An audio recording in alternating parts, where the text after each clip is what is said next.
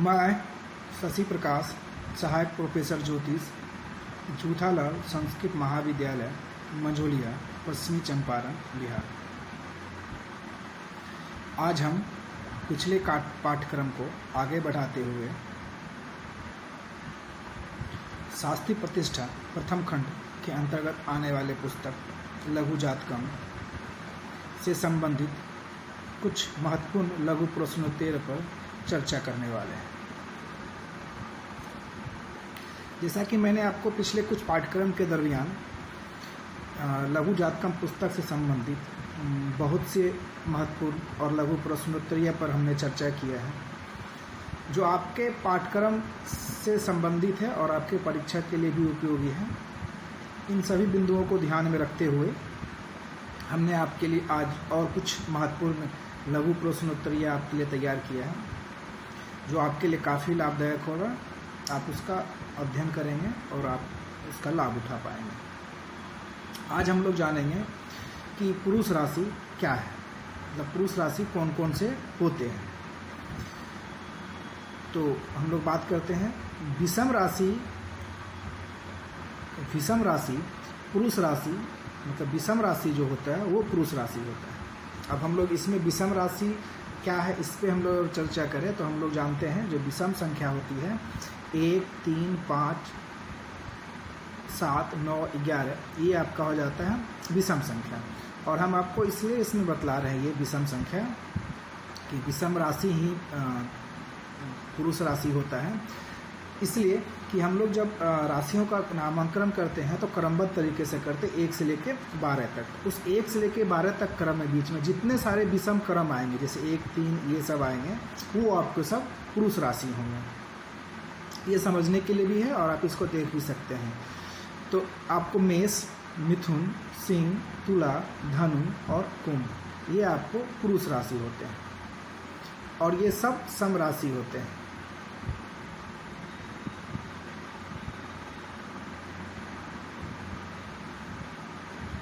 ये आपके सारे सम राशि मतलब पुरुष राशि है। मैं आपको फिर से बता दूं पुरुष राशि कौन कौन से है। मेष, मिथुन, सिंह, तुला, धनु, कुंभ ये सारे आपको पुरुष राशि है। अब हम आगे बढ़ते हैं, स्त्री राशि कौन कौन से होते हैं। जितने सारे सम राशि होते हैं उसको स्त्री राशि कहते हैं। अब उसमें कौन से आएंगे, जैसे इसमें आपको आ जाएगा 2, 4, 6, 8, 10 और 12। इसमें आपको आ जाता है वृष, कर्क, कन्या, वृश्चिक, मकर और मीन। सम राशि मैं आपको फिर से बता दूं, वृष, कर्क, कन्या, वृश्चिक, मकर और मीन ये राशि आपको सम राशि। ये राशि आपको स्त्री राशि होती है, जिसको हम लोग सम राशि भी कहते हैं। अभी हमने आपको सम राशि और विषम राशि मतलब स्त्री राशि और पुरुष राशि के बारे में आपको ये जानकारी दी थी। अब हम इस क्रम को आगे बढ़ाते हुए बात करते हैं कि पुरुष और स्त्री वो कौन कौन से नपुंसक ग्रह हैं उसके बारे में हम लोग जानते हैं। पुरुष, स्त्री, नपुंसक ग्रह, मतलब ये पुरुष ग्रह कौन से हैं, स्त्री ग्रह कौन से हैं और नपुंसक ग्रह कौन कौन से हैं, इस पे हम लोग चर्चा करेंगे। तो सबसे पहले हम पुरुष ग्रह की बात करें। जो पुरुष ग्रह होता है वो सूर्य, मंगल और बृहस्पति। पुरुष ग्रह सूर्य, मंगल और बृहस्पति। स्त्री ग्रह चंद्रमा, शुक्र। स्त्री ग्रह चंद्रमा और शुक्र। और जो नपुंसक ग्रह होते हैं वो बुध और शनि होते हैं। ये आपके लिए इसमें कुछ महत्वपूर्ण वस्तुनिष्ठ भी प्रश्न आपको इससे निकल जाएगा। आप इसके अगर सही तरीके से अध्ययन करेंगे तो इससे आपको वस्तुनिष्ठ प्रश्न निकल जाएगा और लघु प्रश्नोत्तर भी इससे आपका बन जाएगा। इसको अगर हम लोग ध्यान से सुने क्रमबद्ध तरीके से एक एक करके तो आपका दोनों काम आसानी से हो जाएगा। तो पुरुष जो ग्रह थे वो हमने आपको बता दिया सूर्य, मंगल और बृहस्पति। स्त्री ग्रह हमने आपको बता दिया चंद्रमा, शुक्र। और फिर आपका नपुंसक ग्रह आपको बताया बुध और शनि। तो ये आपको पुरुष, स्त्री और नपुंसक ग्रह के बारे में हमने आपको जानकारी दी।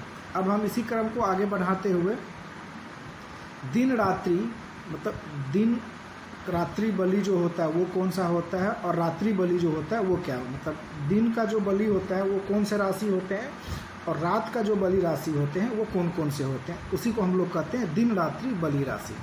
तो दिन रात्रि बलि राशि के बारे में हम लोग जानते हैं कि वो क्या होता है। तो हम लोग पहले दिन बलि राशि के बारे में जानते हैं कि दिन में कौन सा राशि ताकतवर होता है, बलवान होता है, उसी को हम लोग दीपावली राशि कहते हैं।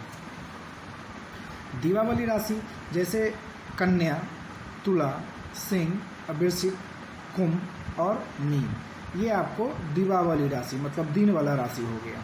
मैं आपको फिर से बता दूं, कन्या, तुला, सिंह, वृश्चिक, कुंभ और मीन, ये आपको दीपावली राशि हो गया। अब हम बात करते हैं रात्रि बलि राशि के बारे में। रात्रि बलि राशि कौन से होते हैं? तो रात्रि वाली जो राशि होता है मेष, वृष, मिथुन, कर्क, धनु और मकर। रात्रि वाली राशि जो होगा मेष, वृष, मिथुन, कर्क, धनु और मकर, ये आपको रात्रि वाली राशि हो गया। मतलब ये रात में बलवान होते हैं ये राशि, दिन में काम करते हैं लेकिन रात में कुछ ज़्यादा ही ये राशि बलवान होते हैं, इसलिए ये राशियों का नाम था दिन वाली राशि और रात्रि वाली राशि। तो आपसे ये जो पूछा जाएगा वस्तुनिष्ठ प्रश्न हो सकता है, दिन रात्रि बलि राशि कौन कौन से होते हैं, तो हम इस तरह से उसको लिख सकते हैं। और आपसे वस्तुनिष्ठ भी प्रश्न पूछा जा सकता है कि दीपावली राशि कौन कौन से होते हैं, कोई एक का नाम लिख दीजिएगा तो वो आपका वस्तुनिष्ठ भी प्रश्न हो जाएगा। इस तरह हम लोग इस चीज़ को निकाल सकते हैं।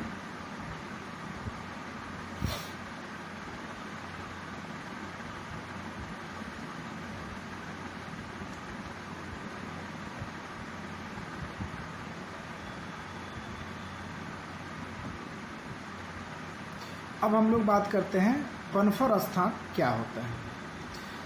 ये आपका वस्तुनिष्ठ भी होगा, इस पे हम लोग ध्यान दे। तो पनफर स्थान वो क्या होगा, देखिए मैं आपको बताता हूँ, 2/5/8/11, इसका मतलब क्या होगा मैं आपको पहले बता दूँ फिर थोड़ा सा आगे बढ़ूँगा। 2 का मतलब हो गया राशि का संख्या, जो राशि का संख्या होगा 2, 5 अंश, 8 कला और 11 विकला, इस तरह होता है। पहले अंश, राशि, अंश, कला और विकला। तो 2 राशि हो गया, 5 अंश हो गया, 8 कला हो गया और 11 विकला। भावों को फन पर कहते हैं, मतलब ये जो हमने आपको बताया 2/5/8/11, इन भावों को हम लोग पनफर कहते हैं। इसको हम लोग आपको बता दिए। 2 का मतलब हो गया राशि का मान, 5 मतलब अंश, 8 मतलब कला और 11 मतलब विकला, ये हो गया इसका हम लोग पनफर स्थान कहते हैं। अब हम लोग बात करते हैं आगे उपचय स्थान कि उपचय स्थान क्या है या किसे कहते हैं। मैं फिर से बता दूं, 3 मतलब उसी तरह जैसे मैंने आपको फनपर में बताया था उसी तरह आपको उपचय स्थान का भी होगा। मैं आपको पहले ये बता दूं, 3/6/10/11 भाव को उपचय स्थान कहते हैं। 3 मतलब हो गया राशि का मान, 6 हो गया अंश, 10 हो गया कला और 11 हो गया विकला। मतलब इन 3/6/10/11 भाव को उपचय स्थान कहते हैं। ये मैंने आपको फनपर स्थान और उपचय स्थान के बारे में महत्वपूर्ण जानकारी दी, जो आपके लिए वस्तुनिष्ठ प्रश्न तो अगर पूछा जाएगा तो आप इसको आसानी से बता सकते हैं। अब इस क्रम को आगे बढ़ाते हुए हम लोग बात करते हैं त्रिक स्थान क्या होता है। त्रिक मतलब 3 स्थान, 6/8/12 अंश, कला और विकला, 6 अंश, 8 कला और 12 विकला, भाव को हम लोग त्रिक स्थान कहते हैं। ये आपका हो गया त्रिक स्थान। अब हम लोग आगे बढ़ते हैं और आगे चर्चा करते हैं तन्वादि द्वादश भाव क्या है। तन्वादि द्वादश भाव क्या है, इसके बारे में हम लोग कुछ जानकारी लें। इसका जो दिया गया है, लग्नादि द्वादश भावों की संख्या कर्मशः, जो इसमें दिया गया है कि इसमें तन्वादि द्वादश 12 भाव के बारे में जो बताया गया है वही इसमें दिया हुआ है। लग्नादि द्वादश भावों की संज्ञा जो कर्मशः इस प्रकार है, पहले तनु, दूसरा धन, तीसरा सहज, चौथा सुहृद, पाँचवा सूर, छठा ऋप, सातवां जया, आठवां मृत्यु, नौवां धर्म, 10 कर्म, 11 आय और 12 व्यय। ये आपको द्वादश तन्वादि के द्वादश भाव थे जो मैंने आपको बताया। मैं आपको फिर से बता दूं कि तन्वादि के द्वादश भाव हैं वो कौन कौन से हैं। तनु, धन, सहज, सुहृद, सूत, ऋप, जया, मृत्यु, धर्म, धर्म को हम लोग भाग्य भी कहते हैं, धर्म, कर्म, आय और व्यय। ये आपके तन्वादि द्वादश भाव हो गए। अब हम लोग आगे बढ़ते हैं और आगे बात करते हैं वस्तुनिष्ठ प्रश्न पे। ये आधान विचार क्या है? आधान विचार मतलब आधान मतलब गर्भाधान होता है, इस पे हम लोग बात करेंगे। उसके पहले हम लोग बात कर लेते हैं सिंह राशि, जो सिंह राशि का पंचम नवांश क्या है। सिंह राशि का पंचम नवांश स्थान क्या होता है? वही कस्य भवति होता है जो इसमें दिया गया। सिंह राशि नवांश कस्य भवति जो आपसे पूछा जा सकता है इसके बारे में। तो सिंह राशि का जो पंचम नवांश स्थान है वो सिंह राशि ही होगा। सिंह राशि का पंचम नवांश सिंह राशि ही होगा। मतलब ये अगर आपसे पूछा जाए सिंह राशि का पंचम नवांश क्या है तो हम बता सकते हैं कि उसका जो पंचम नवांश है वो सिंह राशि ही हो। ये आपका वस्तुनिष्ठ प्रश्न हो गया। अब हम लोग बात करते हैं कान योग के बारे में कि कान योग क्या होता है। कान योग के बारे में अगर हम लोग बात करें तो इसका जो दिया गया है कुछ महत्वपूर्ण बिंदु जिस पर कि हम लोग अगर गौर करें तो हम लोग ये कर सकते हैं या जानकारी दे सकते हैं या बता सकते हैं कि वो जातक किस आँख से काना होगा, इसके बारे में हम लोग बता सकते हैं। इसलिए इसका नाम कान योग रखा गया है। द्वादश भाव में सूर्य या चंद्र हो तो, द्वादश भाव में सूर्य या चंद्र हो तो जातक एक आँख से काना होगा।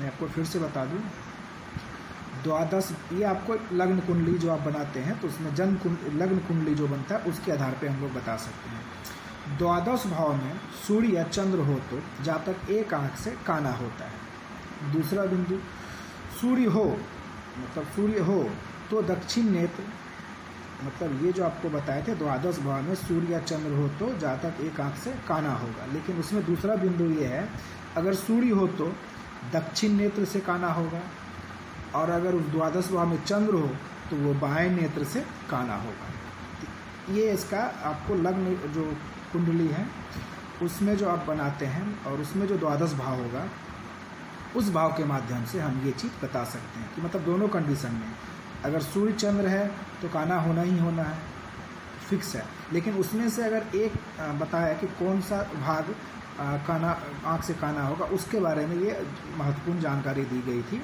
सूर्य अगर उसमें द्वादश भाव में होगा तो वो दक्षिण नेत्र से काना होगा, अगर द्वादश भाव में चंद्र हो तो वो बाएं नेत्र से काना होगा। ये कान योग के बारे में हमने आपको महत्वपूर्ण जानकारी दी। अब हम लोग बात करते हैं तो अब हम लोग इस जो ये पूरे पाठ्यक्रम था उससे संबंधित हमने आपसे कुछ ने जो आपके पाठ्यक्रम से संबंधित था और आपके परीक्षा के उपयोगी भी था, इसको ध्यान में रखते हुए हमने आपके लिए लघु प्रश्नोत्तरीय प्रश्न तैयार किया था जो मैंने आपको ये क्रमबद्ध लगातार 3-4 पाठ्यक्रम के दरमियान से हमने आपको बताने का प्रयास किया। आप इस पूरे जो लघु प्रश्नोत्तरीय पर हमने चर्चा किया है इसका अध्ययन कीजिएगा तो इससे आपका वस्तुनिष्ठ प्रश्न तो निकलेगा ही निकलेगा, साथ में आपका लघु प्रश्नोत्तरीय भी हो जाएगा। और जब आप वस्तुनिष्ठ प्रश्न इस पूरे पाठ्यक्रम के दरमियान से निकालिएगा तो उससे आपका ज्ञान भी वर्धन होगा और जानकारी भी बढ़ेगी जो आपके लिए काफ़ी लाभप्रद होगा। और जो आप पहले पढ़ चुके हैं वो आपका फिर से स्मरण भी हो जाएगा इस पूरे लघु प्रश्नोत्तरीय को पढ़ने और सुनने के समझने के दरमियान में। आप इन सभी बिंदुओं का अध्ययन करें, लाभ उठाएं जो आपके लिए हितकारी है और आपके परीक्षा के लिए भी, आपके लिए दोनों कंडीशन में आपके लिए हितकारी है। आप इसका अध्ययन करें और लाभ उठाएं। धन्यवाद।